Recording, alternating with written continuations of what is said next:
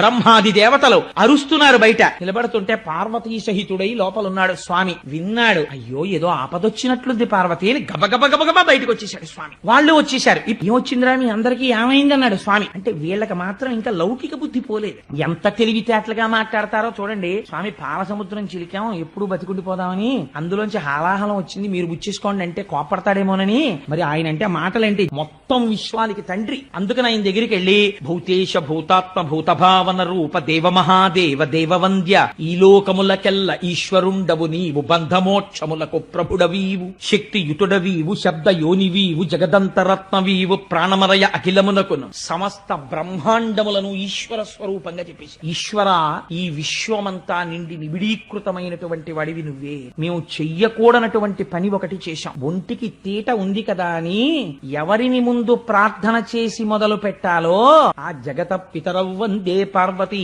పరమేశ్వరవు వాళ్ళకి నమస్కరించలేదు, నేర్పాలి పాఠం అనుకున్నాడు స్వామి వీళ్ళకి. అందుకని ఏమైంది, ఇప్పుడు వెళ్లి చెప్తున్నారు భుజశక్తిని వెళ్లి ఆ మందర పర్వతాన్ని పెట్టి చిలికితే అమృతం రాలేదు స్వామి, హాలాహలం బుట్టి లోకాల్ని కాల్చేస్తోంది, అది నువ్వు ఏమనుకోకు ఇలా అన్నామని నువ్వు బుచ్చేసుకో స్వామి అన్నారు. అని పైగా ఓ మాట చెప్పారు, నువ్వే భూత భవిష్యత్ వర్తమాన కాలముల రూపంలో ఉంటావు, నువ్వే బ్రహ్మ విష్ణు మహేశ్వర రూపంలో ఉంటావు, నువ్వే సృష్టికర్త స్థితికర్త ప్రళయకర్త రూపంలో ఉంటావు. అందుకని మూడింటికి ఆధారమైనటువంటి మూల పురుషుడు కనుక ఈశ్వర నువ్వు పుచ్చేసుకో. మనిషి ఎంతసేపు నేను విష్ణు భక్తుడిని శివుణ్ణి ద్వేషించడమో, శివభక్తుడిని విష్ణువుని ద్వేషించడమో చేస్తాడు. ఎప్పుడు శివానుగ్రహం కలుగుతుందో అప్పుడు ఉన్నవి మూడు లేవు, ఒక్కటే ఉంది, మూడుగా కనపడుతోందని జ్ఞానం వస్తుంది. ఇది పాలనయనా, మూడవ కన్నున్నవాడా నువ్వు ఆ జ్ఞానం ఇవ్వాలి. ఈశ్వర నువ్వు మాత్రమే మమ్మల్ని రక్షించాలి, ఈ హాలాహలాన్ని నువ్వు పుచ్చుకో అన్నారు. అందుకని శంకరుణ్ణి లోకములకు తండ్రి అని పిలిచారు.